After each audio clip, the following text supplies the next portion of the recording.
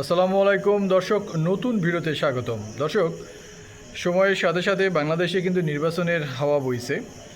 অনেকেই মনে করছেন ফেব্রুয়ারির মধ্যে নির্বাচন হতে পারে, তবে ডক্টর ইউনূসের সাথে প্রধান নির্বাচন কমিশনার যে একটা বৈঠক হয়েছে গতকালকে, এখান থেকে আরও জল্পনা কল্পনা শুরু হয়েছে। খুব শীঘ্রই হয়তো নির্বাচন কমিশন নির্বাচনের ডেট ঘোষণা করতে পারেন। এখন সবাই গভীর আগ্রহের সাথে অপেক্ষা করছে বাংলাদেশের ইলেকশন কবে হবে এবং এই তারিখটা কবে ঘোষণা হবে।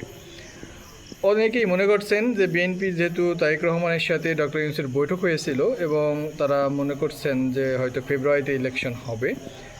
এখন সকলেই এখানে খুবই অপ্রত্যাশিতভাবে অপেক্ষমান যে আসলে কি হতে চলেছে। নির্বাচনের তারিখটি সরকার কি সত্যি এপ্রিলে ঘোষণা করবে, নাকি তারেক রহমানের সাথে যে বৈঠক হয়েছে তার প্রতিফলন ঘটবে? বাংলাদেশের রাজনীতিতে কখনো জোয়ার কখনো ভাটা এমন পরিস্থিতি হয়। তো যেহেতু সবচেয়ে একটা বাংলাদেশের ট্র্যাজেডি ঘটে গেছে বলতে পারেন, বাংলাদেশের আওয়ামী লীগের জন্য ট্র্যাজেডি। কারণ আওয়ামী লীগ সরকার অনেক দিন ধরে এই দেশ শাসন করেছিল, 15-16 বছর। তাদের এখন তাদের নেতাকর্মীরা, তাদের দলের প্রধান সহ অনেকেই পালিয়ে গেছেন। সেই দল আওয়ামী লীগ নিষিদ্ধ বাংলাদেশে এখন। সো আওয়ামী লীগ আগামী দিনে ইলেকশন করতে পারবে কি না সেই ব্যাপারে অনেকেই সন্দিহান। তবে আওয়ামী লীগ এখনও মনে করে তারা ইলেকশন করবে এবং তারা বিভিন্নভাবে বক্তব্য দিচ্ছে যে আওয়ামী লীগ যদি ইলেকশন করে আওয়ামী লীগ নাকি আবার ক্ষমতায় আসবে। তাদের এই ধরনের হয়তো আশা থাকতেই পারে, তারা যেহেতু একটা দলের ভালোবাসা তাদের আছে। কিন্তু বাংলাদেশে একটা বিশাল ট্র্যাজেডি ঘটে গেছে, বাংলাদেশে একটা অভ্যুত্থান ঘটে গেছে। সব মিলিয়ে এদেশের রাজনীতিতে বিভিন্ন উত্থান পতন ঘটবে। আগামী দিনে কে ক্ষমতায় যাবে সেটা আমরা এখন বলা সমীচীন নয়।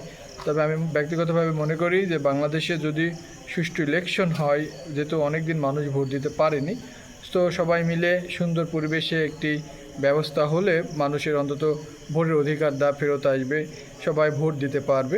এমন পরিস্থিতিতে কেমন সরকার হবে বাংলাদেশে, মৌলিক সংস্কারগুলো কতটুকু জরুরি, সংস্কার আসলেই দরকার আছে। কারণ অনেক দিন ধরে বিশেষ করে বাংলাদেশের ভোটিং সিস্টেমটা একদম মনে করেন কার্যকরী নয়।